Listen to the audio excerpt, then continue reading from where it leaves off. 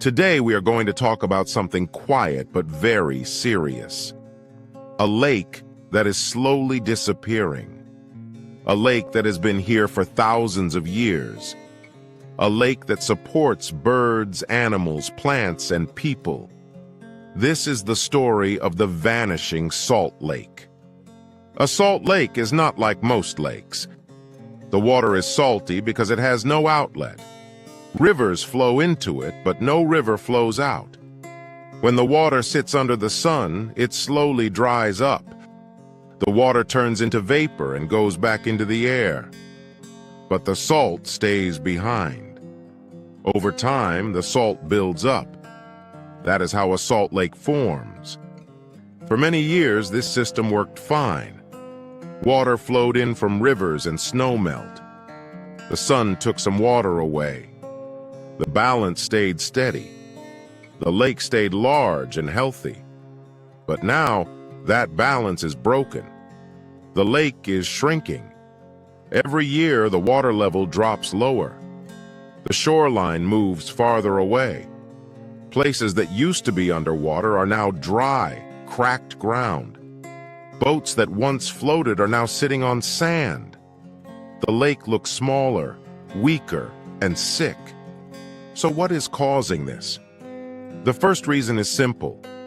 Too much water is being taken away before it reaches the lake. People use the rivers that feed the lake. They take water for farms. They take water for cities. They take water for lawns, houses, and factories. Dams store water. Pipes move water. Canals guide it away. By the time the water should reach the lake, much of it is already gone. Think of it like a bathtub. If you keep the drain open and stop adding water, the tub will empty. That is what is happening to the lake. The second reason is climate change. The air is getting warmer. Summers are hotter. Hot air pulls more water into the sky. This means the lake dries faster than before. Snow in the mountains also melts earlier. Sometimes there is less snow overall.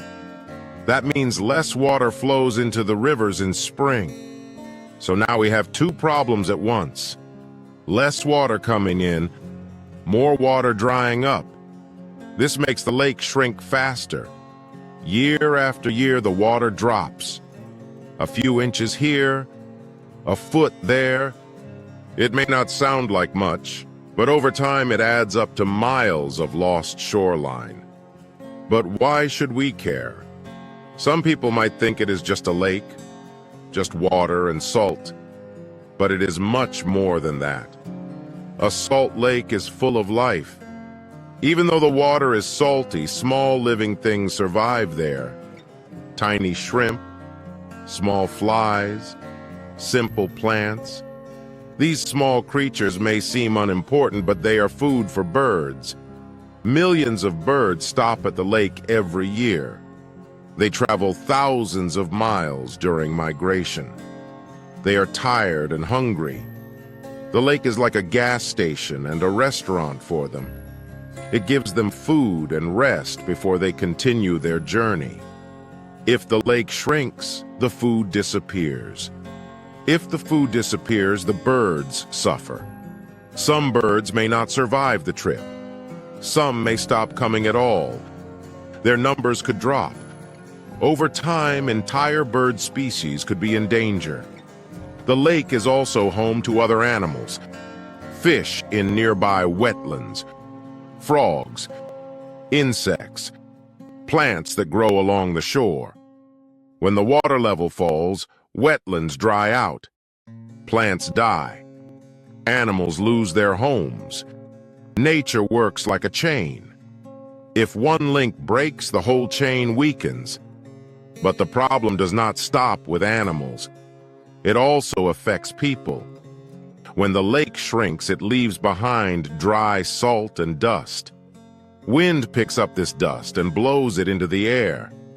This dust can travel far, even into towns and cities. Breathing salty dust is not healthy. It can hurt the lungs. It can make asthma worse. It can cause coughing and eye problems. Children and older people are most at risk. In some places, the dust may also contain harmful metals that were trapped in the lake bed for years. When these rise into the air, they can affect both human health and soil quality. So a shrinking lake can turn into a health problem for many people. There is also an economic impact. Many people work around the lake. Some harvest salt and minerals. Some run tourism businesses. Some guide bird watchers. Some fish or farm nearby. When the lake shrinks, these jobs suffer. Fewer visitors come. Boats cannot move. Wildlife becomes rare. Businesses lose money. Families lose income. So the lake is not just nature. It is also part of the local economy. There is another issue, too.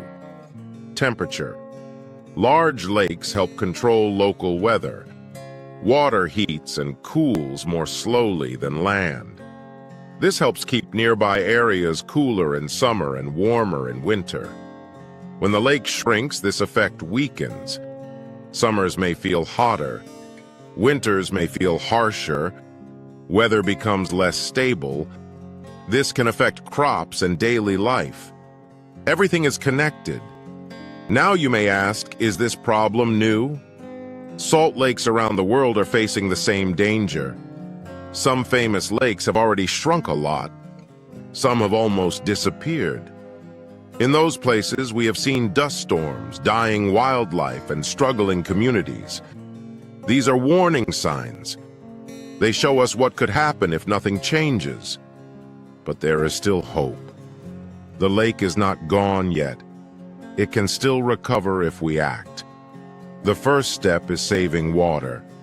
Cities can use water more wisely, fix leaks, use less for lawns, choose plants that need less watering, recycle water where possible. Small actions by many people can make a big difference. Farmers can use better methods too. Drip irrigation, for example, uses less water than flooding fields. Choosing crops that need less water also helps. Every drop saved is a drop that can reach the lake. The second step is protecting rivers. More water must be allowed to flow naturally into the lake. If we take too much upstream, nothing is left at the end. Laws and policies can help manage this balance. The third step is caring about climate change. Reducing pollution and greenhouse gases can slow warming. This helps keep snowpack steady and slows evaporation. While this is a big global issue, local actions still matter. Planting trees, saving energy, using clean power, and driving less all help. We also need awareness. Many people do not even know the lake is shrinking. When people understand the problem, they are more likely to help solve it. Education leads to action. The lake has been part of this land for thousands of years. It has supported life long before cities were built. It deserves protection. Imagine standing at the shore many years ago. Water stretching far into the distance. Birds filling the sky. The sound of waves and wind. Life everywhere. Now imagine that same place dry and empty. Cracked earth. Dust blowing. Silence. Which future do we want? A living lake or a dry desert? The answer depends on what we choose today. Nature often seems strong and endless, but it is not. It needs balance. When we take too much, nature cannot keep up. When we give it care and respect, it can recover. The Vanishing Salt Lake is a clear message. It shows us how human actions affect the world around us. It reminds us that water is precious. It reminds us that small choices matter. Saving the lake is not just about saving water. It is about saving birds, animals, jobs, health, and future generations. It is about learning to live with nature, not against it.